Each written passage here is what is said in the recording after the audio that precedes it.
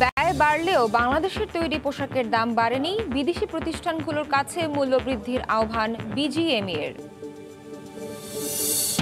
বিক্রয়.কমে লোভনীয় বিজ্ঞাপন দিয়ে ক্রেতা আকর্ষণ, পণ্য বিক্রির নামে নেওয়া হতো অগ্রিম টাকা। চক্রের ৩ সদস্য গ্রেফতার।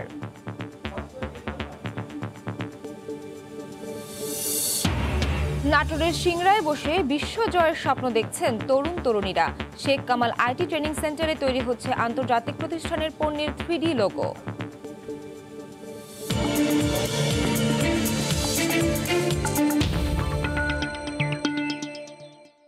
দেখছিলেন শিরোনাম। আমন্ত্রণ জানাচ্ছি দেশ ও দেশের বাইরের অর্থ বাণিজ্যের নানা খবর নিয়ে আমাদের নিয়মিত আয়োজন এ সময়ের বাণিজ্যে। আপনাদের সঙ্গে আছি আমি নাবিলা সোহার। পোশাক শিল্পে কাঁচামালের দাম যে হারে বেড়েছে সে তুলনায় বাংলাদেশের তৈরি পোশাকের দাম বাড়েনি বলে জানিয়েছে বিজিএমইএ। সম্প্রতি COP26 সম্মেলন ও বিশ্বের বিভিন্ন দেশের ক্রেতা ব্র্যান্ডসহ পোশাক খাত সংশ্লিষ্ট কয়েকটি সংগঠনের সাথে বৈঠক শেষে দেশে ফিরে এ তথ্য জানান সংগঠনটির সভাপতি। 2030 সালের মধ্যে বিজিএমইএ পোশাক খাতে কার্বন নিঃসরণ 30% কমানোর উদ্যোগ নিয়েছে বলেও জানানো হয়। বিশ্ব জলবায়ু পরিবর্তনের বিরূপ প্রভাব মোকাবিলায় বাংলাদেশের অবস্থা ঝুঁকিপূর্ণ হলেও কম কার্বন উৎপাদনকারী দেশ বাংলাদেশ। এরপরও 2030 সালের মধ্যে পোশাক খাতে গ্রিনহাউস গ্যাস নিঃসরণ 30% কমিয়ে আনতে UNFCCC এর fashion industry charter for climate অ্যাকশনে স্বাক্ষর করেছে বিজিএমইএ। স্কটল্যান্ডে গ্লাসগো সম্মেলন শেষে দেশে ফিরে শনিবার এক সংবাদ সম্মেলনে বিভিন্ন বিষয় তুলে ধরে সংগঠনটি। 2030 সালের মধ্যে পোশাক খাত গ্রিনহাউস গ্যাস নিঃসরণ 30% কমাতে ক্লাইমেট অ্যাকশন স্বাক্ষর করেছে। এছাড়াও জার্মান সরকারের গ্রিন বাটন উদ্যোগে আমরা সম্পৃক্ত হয়েছি। কম খরচে গ্রিন অর্থায়নে গুড ফ্যাশন ফান্ড ও বিজিএমইএ কীভাবে একসাথে কাজ করতে পারে তা নিয়ে আমাদের মধ্যে আলোচনা হয়েছে। গুড ফ্যাশন ফান্ড গ্রিন টেকনোলজিতে বিনিয়োগে আগ্রহী বাংলাদেশে উদ্যোক্তাদেরকে সহজ শর্তে অর্থায়নের সুযোগ প্রদান করতে আগ্রহ প্রকাশ করেছে। জাতিসংঘের জলবায়ু সম্মেলনের পাশাপাশি দেশের পোশাক শিল্পের বিষয়ে ইউরোপের 3টি দেশে সফর করে বিজিএমইএ প্রতিনিধি দল। এ সময় বিভিন্ন দেশের ক্রেতা ও সংগঠনের সাথে বৈঠকে পোশাক খাতের অগ্রগতির জন্য আলোচনা করে সংগঠনটি। এতে গার্মেন্টস খাতে কাঁচামালের দাম বৃদ্ধি হওয়ায় ক্রেতাদেরও মূল্য বাড়ানোর বিষয়ে কথা হয়েছে বলে জানায় সংগঠনটি। অ্যাকচুয়ালি আমাদের র মেটেরিয়ালসের দাম বেড়ে গেছে যে সেই পরিমাণটা পুরো এখনো পাচ্ছি না। আমরা চেষ্টা করে যাচ্ছি প্রাইস বাড়ানোর এবং আমরা সে বাড়তি প্রাইস কিছুটা করে হলেও পাচ্ছি, বাট আমাদের চেষ্টা থাকছে আরও প্রাইসটাকে বাড়ানোর জন্য। জ্বালানি তেলের মূল্য বৃদ্ধির কারণে পোশাক খাতে উৎপাদন ব্যয় 4 থেকে 5% বেড়ে যাওয়াকে আশঙ্কাজনক বলে মনে করছেন বিজিএমইএর নেতারা। কাজল আব্দুল্লাহ, সময় সংবাদ, ঢাকা। অন্যের নামে নিবন্ধিত মোবাইল নম্বর ও ভুয়া ইমেল দিয়ে বিক্রয়.কমে অ্যাকাউন্ট, পরে সেখানে মোবাইলের বিজ্ঞাপন, গ্রাহকের আস্থা অর্জনের জন্য পুলিশ পরিচয়, অগ্রিম টাকা পেতে কুরিয়ার সার্ভিসের বুকিং স্লিপ পাঠানো, সবখানেই প্রতারণার আশ্রয়। অনলাইন শপ বিক্রয়.কমকে ব্যবহার করে প্রতারণার হাট খুলেছে একটি সংঘবদ্ধ অপরাধী চক্র। চক্রের 3 সদস্যকে গ্রেফতারের পর পুলিশ বলছে গ্রাহকের লাখ লাখ টাকা হাতিয়ে নিয়েছে তারা। বুলবুল রেজার রিপোর্ট। বিক্রয়.কম মোবাইল ফোন থেকে শুরু করে বাড়ি গাড়ি সবকিছুই কেনাবেচা করা যায় অনলাইন এই মার্কেট প্লেসে। এমনকি খুঁজে নেওয়া যায় চাকরি এবং মনের মতো জীবনসঙ্গীও। ডিজিটাল এই প্ল্যাটফর্মে পণ্য বিক্রির জন্য প্রতিদিন লাখ লাখ বিজ্ঞাপন প্রচার হয়। বিজ্ঞাপন দেখে এরা সবাই মোবাইল সেট অর্ডার করেছিলেন। কয়েক দফা টাকা পরিশোধের পরও পাননি কাঙ্ক্ষিত পণ্যটি। সুন্দরবন কুরিয়ার সার্ভিসে যোগাযোগ করি, ওনারা আমাকে বলে যে কাগজটা সুন্দরবনের না, এটা ভুয়া কাগজ। 3 দিন তাদের সাথে যোগাযোগ রাখি, 4 দিন যোগাযোগ রাখি, ফোন খোলা থাকে না। আমার ভিতরে সন্দেহ ঢুকে গেছে। তারপর তো এক পর্যায়ে দেখি তাদের 2টা নাম্বারই বন্ধ করে দেয়। বিক্রয়.কমে পণ্যের বিজ্ঞাপন দিয়ে প্রতারণার অভিযোগে 3 জনকে গ্রেফতার করেছে ডিবির সাইবার অ্যান্ড স্পেশাল ক্রাইম বিভাগ। পুলিশ বলছে চক্রটি প্রথমেই অন্যের নামে নিবন্ধিত সিম সংগ্রহ করে। সেই সিম দিয়ে তারা একটি ইমেইল অ্যাকাউন্ট খোলে। পরে ভুয়া সিম আর ইমেইল দিয়ে বিক্রয়.কমে খোলা হয় অ্যাকাউন্ট, দেওয়া হয় মোবাইলের বিজ্ঞাপন। বিজ্ঞাপন অধিক প্রচারের জন্য তারা টপ অ্যাড বাবদ পোস্ট প্রতি 209 টাকা দিত বিক্রয়.কমকে। আস্থা অর্জনের জন্য নিজেদেরকে পুলিশ দাবি করে গ্রাহকদের তারা ভুয়া আইডি কার্ডও পাঠাতো। ফলে গ্রাহকরা অগ্রিম বাবদ 50% টাকা পাঠিয়ে দিতেন। কুরিয়ার সার্ভিসের সিলমোহরযুক্ত বুকিং স্লিপ পাঠানোর পর বাকি টাকা পাঠিয়ে দিতেন গ্রাহকরা। সুন্দরবন কুরিয়ার সার্ভিসের একটি বুকিং বই তারা 35,000 টাকায় কিনত। পণ্য বিক্রির পুরো প্রক্রিয়াটিকে অস্বচ্ছ দাবি করে পুলিশ বলছে দায় এড়ানোর সুযোগ নেই বিক্রয়.com ও সুন্দরবন কুরিয়ার সার্ভিসের। আইনের আওতায় আনা হবে তাদেরকেও। বিক্রয়.com এর আসলে অনেক লায়াবিলিটি আছে। এটা ইতিপূর্বে বিক্রয়.com এ অনেকগুলি ঘটনা এরকম ঘটেছে। যেহেতু এটা একটা প্ল্যাটফর্ম, এটা যাতে প্রতারকরা ব্যবহার না করতে পারে, বিক্রয়.com এর কর্তৃপক্ষকে অনেক সচেতন হওয়া উচিত ছিল। কুরিয়ার সার্ভিসের যারা কর্তৃপক্ষ আছে তাদেরকে ওই বিষয়ে সজাগ থাকা উচিত। তার বইগুলি কিভাবে গেলে এটাও কিন্তু আমরা এই মামলার তদন্তের স্বার্থে আমরা কিন্তু এটা নিয়েও কাজ করব। অনলাইনে পণ্য কেনার ক্ষেত্রে আগাম টাকা না দেওয়ার পরামর্শ পুলিশের। বিক্রয় করে জিনিসপত্র। বুলবুল রেজা, সময় সংবাদ, ঢাকা। নাটোরের সিংড়ার পরিত্যক্ত জায়গায় গড়ে উঠেছে Sheikh Kamal IT training and incubation centre, যাকে বলা হচ্ছে ভবিষ্যৎ প্রজন্মের প্রযুক্তিমুখী কর্মসংস্থানের নিশ্চিত ঠিকানা। সেন্টারে একজন রাজমিস্ত্রি হয়ে উঠছেন দক্ষ গ্রাফিক্স ডিজাইনার। অ্যামাজন, ওয়ালমার্টের মতো বিশ্বখ্যাত প্রতিষ্ঠানের স্টোর ম্যানেজমেন্ট হচ্ছে তাদের হাতে। শরীফ রুবেলের ছবিতে শুভ খানের রিপোর্ট। চলনবিলের জনপদ নাটোরের সিংড়ার Sheikh Kamal IT training and incubation centre. সুসজ্জিত এ ভবনে উচ্চগতির ইন্টারনেটের সহায়তায় কয়েকশো তরুণ তরুণীকে দেয়া হচ্ছে প্রযুক্তি প্রশিক্ষণ।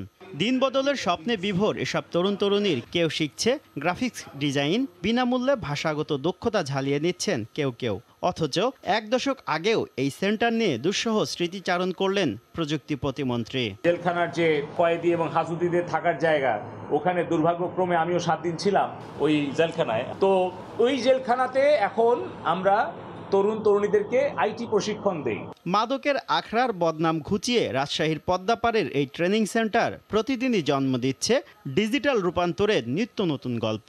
একসময় রাজমিস্ত্রির কাজ করা ইব্রাহিমের হাতেই এখন তৈরি হচ্ছে অ্যামাজন, আলিবাবার মতো প্রতিষ্ঠানের পণ্যের 3D লোগো। আমার চাকরি নাও থাকে, আমি যদি এই চাকরির সাথে জড়িত নাও থাকি, আমি একাই মান্থলি 20,000 টাকা ইনকাম করতে পারি। গার্মেন্টস শ্রমিক রূপচাঁদালিত 20 জনের টিমের দলনেতায়। প্রথমে গার্মেন্টসে কাজ করতাম, খুব কষ্ট করেছি এক সময়, তবে এখন আর ওই চাকরির আশা করি না। ডিজাইনার হয়েছি এবং টিম চালাচ্ছি। দক্ষ এসব হাতেই স্টোর ম্যানেজমেন্টের মতো স্পর্শকাতর দায়িত্ব দিয়েছে অ্যামাজন, ওয়ালমার্টের মতো বিশ্বখ্যাত প্রতিষ্ঠান। এখন যে অনেক বড় বড় ওয়্যার হাউস, সেটা আসলে কন্ট্রোল করা মুশকিল, কিন্তু আমরা যখন এআই ইমপ্লিমেন্ট করব সেটা কিন্তু অনেক সহজ হবে। এবং সেই এআইটা যাত্রা আমরা মনে হচ্ছে রাজশাহী হাইটেক পার্ক থেকেই যাত্রাটা শুরু হবে। স্বপ্নবাজ এই তরুণদের পৃষ্ঠপোষকতা দিতেই 2016 সালে দেশের প্রত্যন্ত এলাকায় শুরু হয় Sheikh Kamal IT training and incubation centre স্থাপনের কাজ।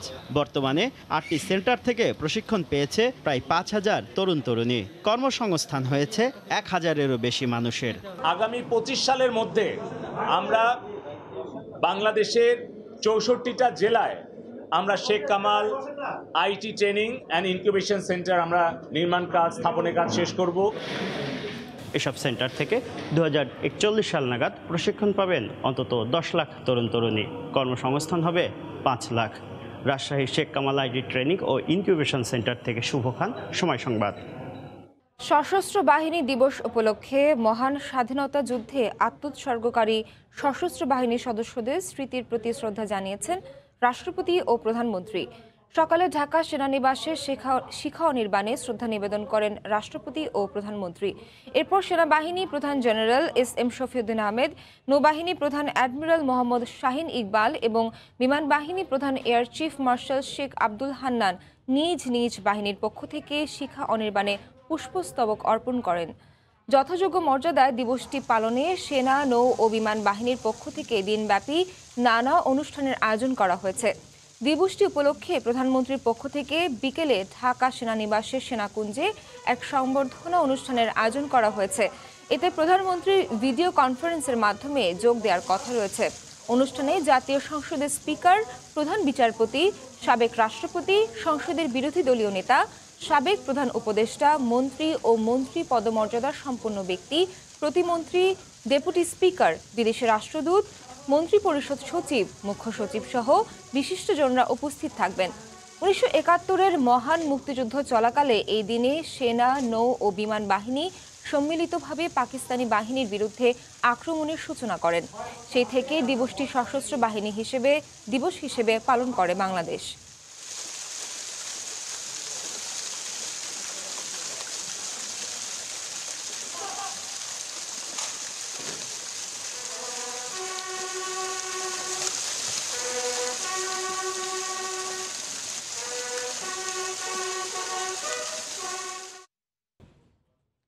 সশস্ত্র বাহিনী দিবস উপলক্ষে স্বাধীনতা যুদ্ধে খেতাবপ্রাপ্ত মুক্তিযোদ্ধা এবং 2020 থেকে 21 সালের জন্য সশস্ত্র বাহিনীর সর্বোচ্চ শান্তিকালীন পদকপ্রাপ্ত সদস্যদের পদক প্রদান অনুষ্ঠানে কথা বলছেন প্রধানমন্ত্রী। আমরা সরাসরি যাচ্ছি সেখানে। কামাল জামালের নবপরিণীত বধূ সুলতানা এবং রোজি, আমার একমাত্র চাচা মুক্তিযোদ্ধা শেখ আবু নাসের সহ আমাদের পরিবারে যে সদস্যদের নির্মমভাবে হত্যা করা হয়েছিল, আমি তাদের যারা শাহাদাত বরণ করেছিলেন, আমি তাদেরকেও আজকের দিনে স্মরণ করছি। জাতির পিতা বঙ্গবন্ধু শেখ মুজিব তার সারাটা জীবন উৎসর্গ করেছিলেন বাংলাদেশের মানুষের মুক্তির জন্য, আর্থসামাজিক কল্যাণের জন্য, এবং এই সংগ্রাম করতে গিয়ে তিনি বারবার কারাবরণ করেছেন। 1948 সালে পাকিস্তানি শাসকরা যখন আমাদের মাতৃভাষায় কথা বলার অধিকার কেড়ে নিয়ে যাওয়ার চেষ্টা করে, তখন তিনি ঢাকা বিশ্ববিদ্যালয় আইন বিভাগের ছাত্র ছিলেন। সেই সময় তিনি আমাদের ভাষা, মাতৃভাষা বাংলাকে রাষ্ট্রভাষার মর্যাদা প্রদানের জন্য আন্দোলন শুরু করেছিলেন। আর সেই আন্দোলনের পথ বেয়ে 6 দফা, এরপর 70 নির্বাচনে নিরঙ্কুশ সংখ্যাগরিষ্ঠতা অর্জন, পাকিস্তানি শাসকরা বাঙালিদের হাতে কোনো মতে ক্ষমতা দেবে না, জাতির পিতা অসহযোগ আন্দোলনের ডাক দেন, এবং তার সেই ঐতিহাসিক 7ই মার্চের ভাষণ, যে ভাষণে তিনি স্পষ্ট বলেছিলেন, এবারের সংগ্রাম আমাদের মুক্তির সংগ্রাম, এবারের সংগ্রাম আমাদের স্বাধীনতার সংগ্রাম। যে ভাষণ অনুপ্রেরণা জুগিয়েছিল বাংলার মুক্তিকামী মানুষকে, এবং মহান মুক্তিযুদ্ধ চলাকালীন সময় প্রতিটি মুক্তিযোদ্ধাকে একটা অনুপ্রেরণা দিত এই ভাষণ। কাজে এই ভাষণের মধ্য দিয়ে এদেশের মানুষ জাতির পিতার প্রতিটি নির্দেশনা মেনে চলত, এবং মার্চ মাসে যে অসহযোগ আন্দোলন তিনি ডাক দেন, সেই আন্দোলনের ফলে এদেশের সকল স্তরের মানুষ ধানমন্ডি 32 নম্বরে বঙ্গবন্ধু শেখ মুজিবের বাড়ি থেকে যে নির্দেশনা দেওয়া হতো, সেই নির্দেশনাই কিন্তু সকলে অক্ষরে অক্ষরে মেনে চলত।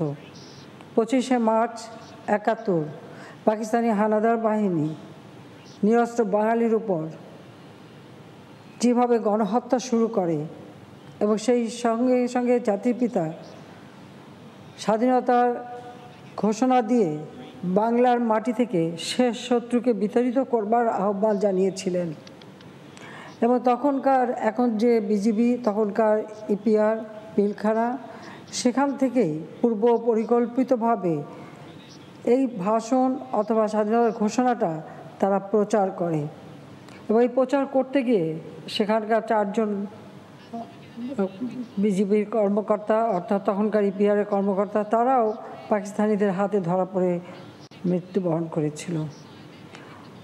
এই ঘোষণাটা ওয়্যারলেসের মাধ্যমে, টেলিগ্রাফ, টেলিপ্রিন্টারের মাধ্যমে সমগ্র বাংলাদেশে ছড়িয়ে দেওয়া হয়।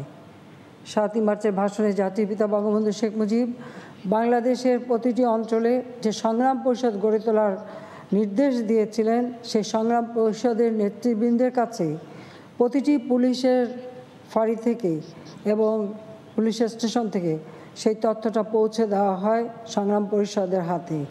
এবং বাংলাদেশের মানুষ এবং সংগ্রাম পরিষদের নেতৃবৃন্দ তখন এই ঘোষণাটা সমগ্র বাংলাদেশে প্রচার করতে থাকে। কোথাও মাইক লাগিয়ে, কোথাও চোঙা ফুকিয়ে, পায়ে হেঁটে এই ঘোষণাটা ব্যাপকভাবে প্রচার করে। এবং বাংলাদেশের জনগণ অস্ত্র হাতে তুলে নিয়ে যুদ্ধে ঝাঁপিয়ে পড়ে। এই ঘোষণাটা দেওয়ার সাথে সাথে কিন্তু জাতির পিতাকে পাকিস্তানি হানাদার বাহিনী, তখনকার সেনা শাসকরা গ্রেপ্তার করে নিয়ে যায় পাকিস্তানের কারাগারে। এক অমানবিক অবস্থায় তাকে দীর্ঘ 9 মাস বন্দি রাখে। শুধু বন্দি রাখে না, তার বিরুদ্ধে রাষ্ট্রদ্রোহী মামলাও দেওয়া হয়। কিন্তু তিনি খুব দৃঢ়চেতা ছিলেন, আত্মবিশ্বাসী ছিলেন, এবং বাংলাদেশ যে স্বাধীন, বাংলাদেশ যে মুক্ত হবে, এ দৃঢ় বিশ্বাস তার ছিল। বাংলাদেশের মানুষ যে মুক্তিযুদ্ধ শুরু করে, এবং জাতির পিতার নির্দেশে আমাদের যারা নির্বাচিত জনপ্রতিনিধি, প্রাদেশিক পরিষদ এবং জাতীয় পরিষদের সকলে সম্মিলিতভাবে প্রথম গণপ্রজাতন্ত্রী বাংলাদেশ সরকার গঠন করে এপ্রিল মাসের 10 তারিখে। জাতির পিতা বঙ্গবন্ধু শেখ মুজিবুর রহমানকে রাষ্ট্রপতি, সৈয়দ নজরুল ইসলামকে উপরাষ্ট্রপতি এবং তাজউদ্দিন আহমেদকে প্রধানমন্ত্রী করে এই সরকার গঠন করা হয়। যে সরকার মুজিবনগরে 17 এপ্রিল শপথ গ্রহণ করে। মুজিবনগর হলো তখন কুষ্টিয়া জেলার একটি মহকুমা মেহেরপুরের আম্রকানন বৈদ্যনাথ তলায় এই শপথটা অনুষ্ঠিত হয়েছিল। এখানে একটু ঐতিহাসিক পটভূমি আমি তুলে ধরতে চাই যে পলাশীর প্রান্তরে মীর জাফরের বেঈমানির ফলে সিরাজউদ্দৌলা যে যুদ্ধে পরাজিত হয়েছিল, প্রকৃতপক্ষে এই আম্রকাননই তারই একটি অংশ। দেশ ভাগ হওয়ার পর যদিও এটা আমাদের এপাশে পড়ে, কিন্তু সেখানে এখনও সেই নীলকুঠি আছে যেখানে বসে এই চক্রান্ত চলেছিল। সেটা ছিল 23শে জুন 1957 সাল। 1757 সালের সেই ঘটনা ঘটে। আর 1971 সালের 23শে জুন, 1948 সালে 49 সালে 23শে জুন বাংলাদেশ আওয়ামী লীগ গঠিত হয়। আর 1971 সালেই কিন্তু সেই আম্রকাননে 10ই এপ্রিল যে সরকার গঠন হয়েছিল, সেই সরকার 17ই এপ্রিল এই একই আম্রকাননে শপথ গ্রহণ করে। এই শপথ গ্রহণের এটা কিন্তু বাংলাদেশের মাটিতেই কিন্তু স্বাধীন গণপ্রজাতন্ত্রী বাংলাদেশ সরকারের শপথ গ্রহণ অনুষ্ঠিত হয়, যেটা এখন মুজিবনগর নামে খ্যাত এবং মেহেরপুর এখন একটি জেলা। এই সরকারের মুক্তিযুদ্ধ পরিচালনার সার্বিক দায়িত্ব পালন করা, সেই সাথে সাথে একদিকে মুক্তিবাহিনী এবং মুজিব বাহিনী গঠন, প্রত্যেকটা মুক্তিযোদ্ধার ট্রেনিং এবং সমস্ত কাজগুলি কিন্তু তারা পরিচালিত করে। বিভিন্ন সেক্টরে ভাগ করে সকলকে দায়িত্ব দেওয়া হয়। এবং ভারতের কথা অবশ্যই স্বীকার করতে হবে যে আমাদের 1 কোটি মানুষ শরণার্থী হিসেবে ভারতে আশ্রয় নেয় এবং এই 1 কোটি মানুষকে তারা আশ্রয় দেয়, খাদ্য দেয়, সহযোগিতা করে, পাশাপাশি মুক্তিযোদ্ধাদের ট্রেনিংয়ের ব্যবস্থা করে। জাতির পিতা বঙ্গবন্ধু শেখ মুজিব জানতেন যে শত্রু ইলেকশনে জয়লাভ করলেও পাকিস্তানিরা ক্ষমতা হস্তান্তর করবে না। যদি না করে তাহলে আমাদের যুদ্ধ করতে হবে। আর যুদ্ধ করতে হলে মুক্তিযোদ্ধাদের ট্রেনিং, অস্ত্র কোথা থেকে আসবে, শরণার্থীর আশ্রয় কীভাবে পাবে, প্রতিটি পরিকল্পনাও কিন্তু সুপরিকল্পিতভাবে তিনি করে রেখেছিলেন। যদি ক্ষমতা হস্তান্তর করতো তাহলে হয়তো আমরা বিনা যুদ্ধেই স্বাধীন হতে পারতাম, কিন্তু পাকিস্তানি শাসকরা, সামরিক শাসকরা সেটা চায়নি।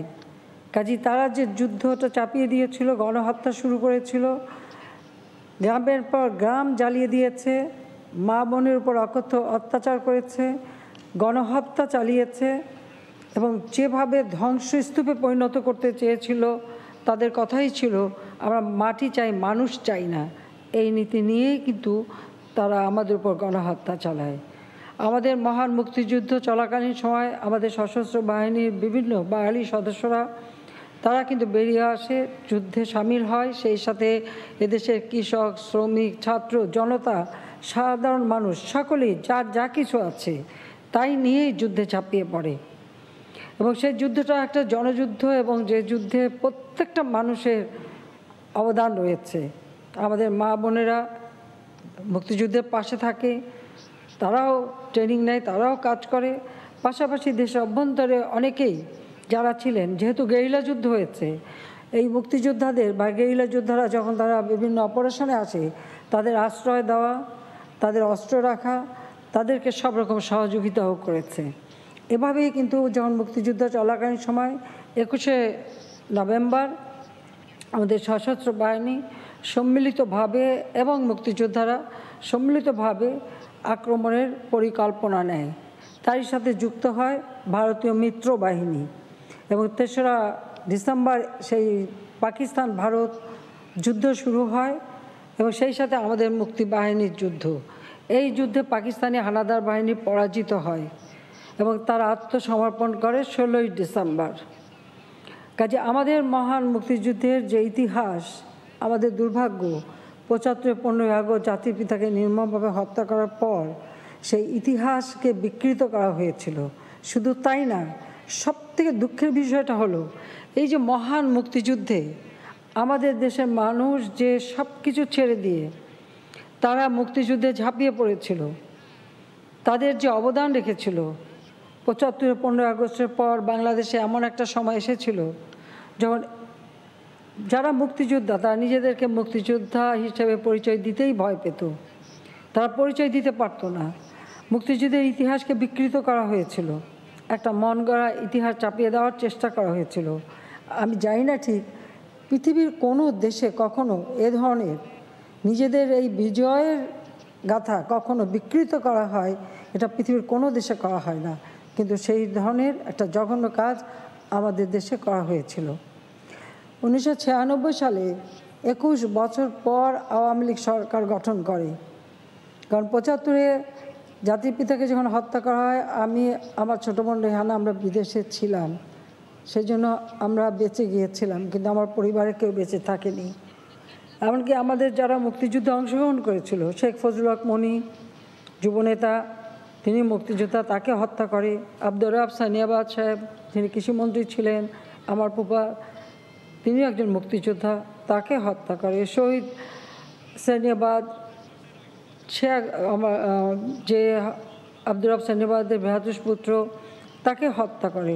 অর্থাৎ আমাদের পরিবারের মুক্তিযোদ্ধা যারা, তাদের অনেককেই নির্মমভাবে ১৫ই আগস্টে হত্যা করা হয়েছিল। দীর্ঘ ৬ বছর আমি আর আমার ছোটো বোন রেহানা বিদেশে থাকি। প্রকৃতপক্ষে আমাদের রিফিউজি হিসেবেই থাকতে হয়েছে, নিজেদের নাম পরিচয়টাও আমরা দিতে পারতাম না। যারা আমাদেরকে আশ্রয় দিয়েছিল তারা চায়নি আমাদের নাম আমরা পরিচয় দিই, তাদের একটা নাম ধারণ করেই আমাদের থাকতে হয়েছে।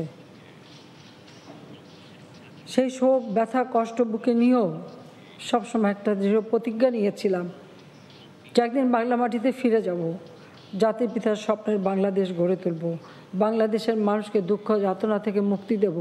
বাংলাদেশ যে চেতনা নিয়ে, যে আদর্শ নিয়ে, যে লক্ষ্য নিয়ে স্বাধীনতা অর্জন করেছে এবং জাতির পিতার যে স্বপ্ন ছিল দেশের মানুষের কল্যাণের জন্য, দুঃখী মানুষের মুখে হাসি ফোটাবার জন্য, সেই হাসি একদিন আমরা ফোটাবো, সেই চিন্তা ভাবনাটাই আমাদের মধ্যে ছিল, সেটাই ছিল শক্তি। নইলে আমার মতে এভাবে যারা আপনজন হারায় তাদের পক্ষে কাজ করা খুবই কঠিন। কিন্তু আমরা এই সত্যটা জেনেছিলাম যে একটা আদর্শের জন্য আমার বাবা জীবন দিয়েছে, আমার মা জীবন দিয়েছে, আমার ভাইয়েরা জীবন দিয়েছে, লাখো মুক্তিযোদ্ধা শহীদ হয়েছে, লাখো মানুষ জীবন দিয়েছে, গণহত্যার শিকার হয়েছে। বাংলাদেশের স্বাধীনতা কখনো ব্যর্থ হতে পারে না, লাখো শহীদের রক্ত কখনো ব্যর্থ হতে পারে না এবং ব্যর্থ হতে আমরা দেব না। তাই যখন ৮১ সালে বাংলাদেশে ফিরে আসার সুযোগ পেলাম, তখন অনেক ঘাত প্রতিঘাতের মধ্য দিয়েই চলতে হয়েছে, অনেক বাধা অতিক্রম করতে হয়েছে। এরপর ২১ বছর পর সরকার গঠন করি। তখনই মুক্তিযুদ্ধের ইতিহাসকে আবার সামনে নিয়ে আসা, জাতির পিতা সেই ৭ই মার্চের ভাষণ, যে ভাষণ ছিল সে সময় নিষিদ্ধ, সেই ভাষণ এদেশের মানুষ কিন্তু নিজের জীবন ঝুঁকি নিয়ে ভাষণটা বারবার বাজিয়েছে, মানুষের সামনে তুলে ধরেছে। আজকে সেই ভাষণ ইউনেস্কো কর্তৃক বিশ্ব প্রামাণ্য দলিলে স্থান করে নিয়েছে। আমাদের ২১শে ফেব্রুয়ারি আমাদের যে ভাষা দিবস, সেটা আন্তর্জাতিক ভাষা দিবস হিসেবে মর্যাদা পেয়েছে। শুধু তাই না, ইউনেস্কো বাংলাদেশ জাতির পিতা বঙ্গবন্ধু শেখ মুজিবের নামে আন্তর্জাতিক পুরস্কার পর্যন্ত দিতে শুরু করে। যে নামটি তারা মুছে ফেলেছিল, সেটা যে সত্যকে যে মোছা যায় না, সেটাই বাস্তবতা।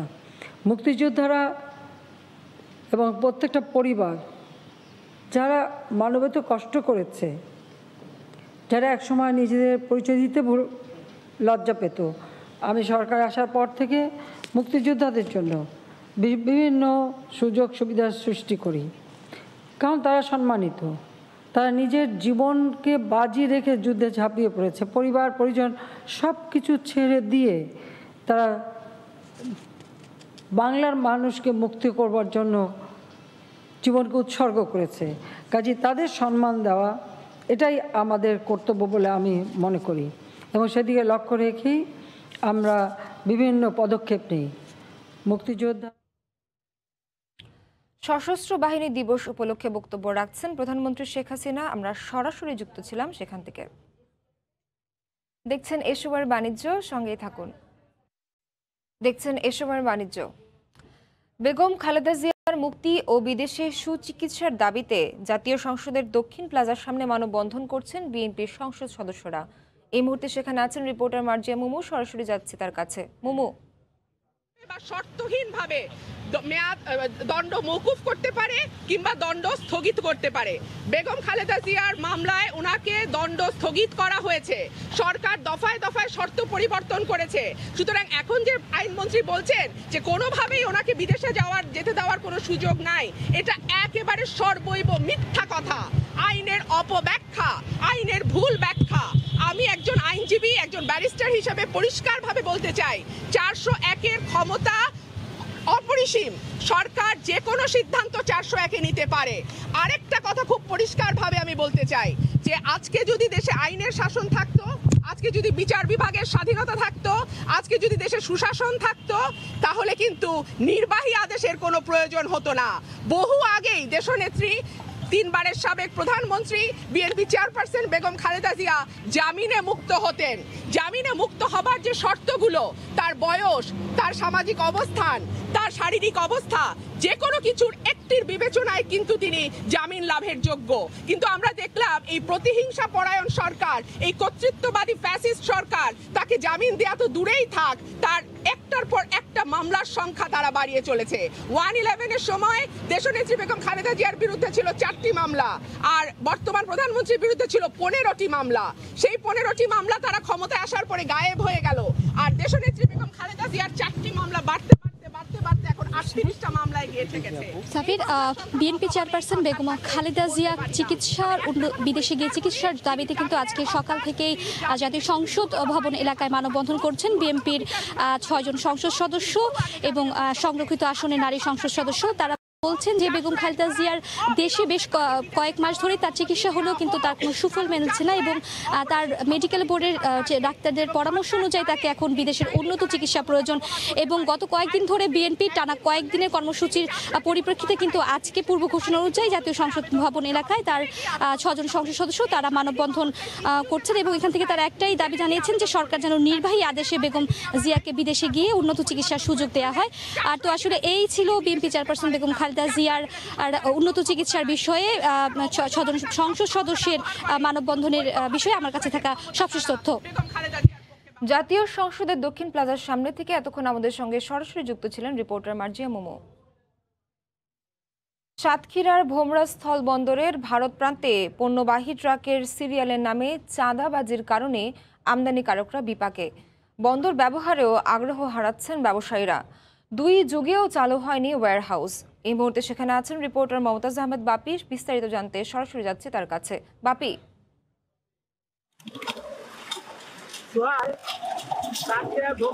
বন্দরে নানা সমস্যার মধ্য দিয়েই আমদানি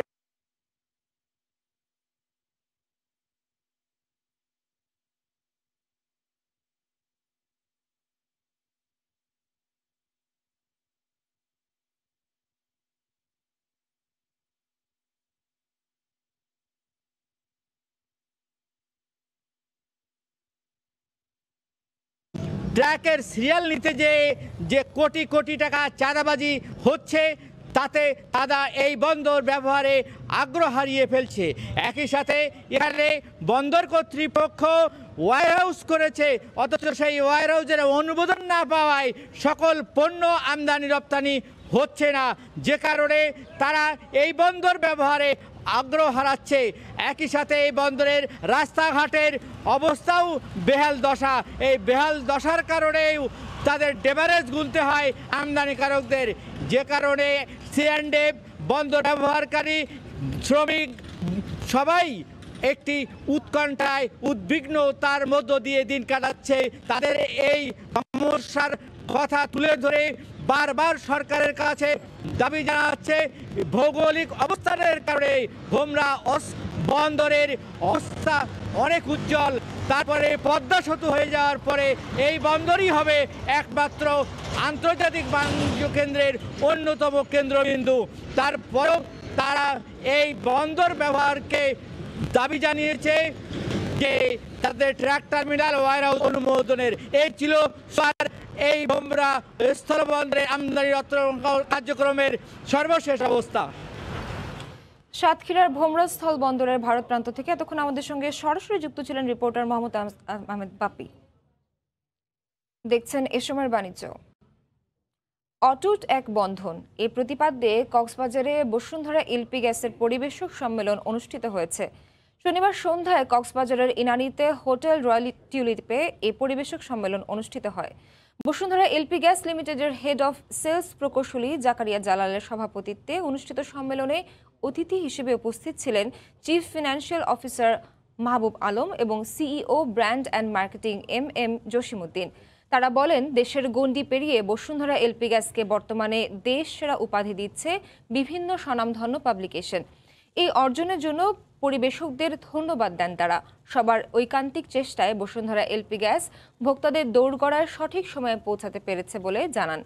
অনুষ্ঠানে সারা দেশ থেকে শতাধিক পরিবেশক ও কর্মকর্তা অংশগ্রহণ করে। পরে বিক্রয় বিবেচনায় সেরা পরিবেশকদের মাঝে পুরস্কার তুলে দেওয়া হয়। দেখছেন এ সময়ের বাণিজ্য। শীত আসার সঙ্গে সঙ্গে কর্মব্যস্ত হয়ে উঠেছে সিরাজগঞ্জের কাজীপুরের কম্বলপল্লী। প্রতিদিন দেশের বিভিন্ন জেলা থেকে ব্যবসায়ীরা আসছেন কম্বল কিনতে। সাশ্রয়ী মূল্যে মানসম্মত কম্বলের জন্য এখানকার কম্বলের সুনাম রয়েছে দেশ জুড়ে। কম্বলপল্লীর খবর জানাতে সিরাজগঞ্জের কাজীপুরের টেকুরিয়া বাজার থেকে সরাসরি যুক্ত হচ্ছেন সহকর্মী রিঙ্কু কুন্ডু। রিঙ্কু, সোহার, শীত মৌসুম চলে আসায় কিন্তু সিরাজগঞ্জের যে কাজীপুরের কম্বল শিল্প রয়েছে তার সাথে যে আসা ব্যবসায়ীরা জড়িত, যে সকল শ্রমিকরা জড়িত, তারা কিন্তু কর্মব্যস্ত সময় পার করছে। আমরা সকাল থেকে আছি এই সিরাজগঞ্জের কম্বলপল্লী এলাকায়, অর্থাৎ সিরাজগঞ্জের কাজীপুরের ঢেকুরিয়া হাটের যে বাজারটি রয়েছে, কম্বলের শিল্পের যে কারখানাগুলো রয়েছে সেখানে আমরা আছি এবং সকাল থেকে দেখছি যে বিভিন্ন জেলা থেকে কিন্তু পাইকাররা আসছে এই কম্বলগুলো কিনতে। এবং একটি কথা জানিয়ে রেখেছে, এইখানকার কম্বলের কিন্তু সাশ্রয়ী মূল্যে এবং ভালো মানের কম্বল পাওয়া যায়, যেটির বিস্তৃতি সারা দেশে লাভ করেছে। এবং সে কারণে উত্তরবঙ্গ সহ ঢাকা, চিটাগাং সব ধরনের জেলা থেকে কিন্তু এই কম্বলের কিনতে ব্যবসায়ীরা আসছে। এবং আমরা দেখছি যে প্রতিদিনই টাকে টাকে করে এই দেশের বিভিন্ন জেলায় কিন্তু এই কম্বলগুলো চলে যাচ্ছে। আমরা দেখছি যে এইখানে মোট যে প্রায় 2 শতাধিক দোকান রয়েছে এই কম্বল শিল্পের সাথে, যারা কম্বলগুলোই কিন্তু দেশের বিভিন্ন জেলায় যাচ্ছে। আমরা দেখছি যে শীত মৌসুমের এই 4 মাস তারা কিন্তু কর্মব্যস্ত করে এবং পাশাপাশি সারা বছরই কিন্তু এই ব্যবসাটি এখানে জমজমাট থাকে। আমরা কথা বলেছি ব্যবসায়ীদের সাথে, তারা যেটি বলেছে প্রায় প্রতিদিন প্রায় 1 কোটি টাকার কম্বল কিন্তু এই বাজারটিতে বিক্রি হয়। এবং এই এখানে তারা যেটি দাবি জানিয়েছে যে ব্যবসায়ীদের নিরাপদ লেনদেনের জন্য কিন্তু তারা দীর্ঘদিন ধরে একটি ব্যাংক দাবি করে আসছিল, কিন্তু সেটি কিন্তু এখনো বাস্তবায়ন হয়নি। তারা সেটি ব্যাংক স্থাপনের দাবি জানিয়েছে। আরেকটি কথা বলে রাখি যে এইখানে কিন্তু গার্মেন্টসের যে সকল ছোট ছোট টুকরা কাপড় রয়েছে সেগুলো বিশেষ করে গ্রামের নারীরা কিন্তু এই টুকরো কাপড়গুলো জোড়া দিয়ে কিন্তু এই কম্বলগুলো তৈরি করে থাকে। তার পাশাপাশি বিভিন্ন ধরনের বিভিন্ন আসলে মূল্যের কিন্তু কম্বল এখানে পাওয়া যায়। এক কথা বলা যায় যে শীত আসার সাথে সাথে কিন্তু এখন রাত দিন কর্মব্যস্ত এই সিরাজগঞ্জের কাজীপুরের কম্বলপল্লী। তো এই ছিল সিরাজগঞ্জের কম্বলপল্লী থেকে আমার কাছে সর্বশেষ খবর। সিরাজগঞ্জের টেকুরিয়া বাজার থেকে সরাসরি যুক্ত ছিলেন সহকর্মী রিঙ্কু কুন্ডু। এ সময়ের বাণিজ্যের শীর্ষ সংবাদগুলো জানিয়ে দিচ্ছি আরও একবার। ব্যয় বাড়লেও বাংলাদেশের তৈরি পোশাকের দাম বাড়েনি। বিদেশি প্রতিষ্ঠানগুলোর কাছে মূল্য বৃদ্ধির আহ্বান বিজিএমইএর।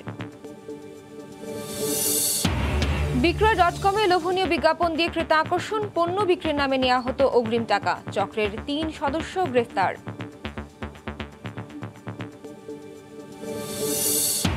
এবং নাটোরের সিংড়ায় বসে বিশ্বজয়ের স্বপ্ন দেখছেন তরুণ তরুণীরা। শেখ কামাল আইটি ট্রেনিং সেন্টারে তৈরি হচ্ছে আন্তর্জাতিক প্রতিষ্ঠানের পণ্যের 3D লোগো।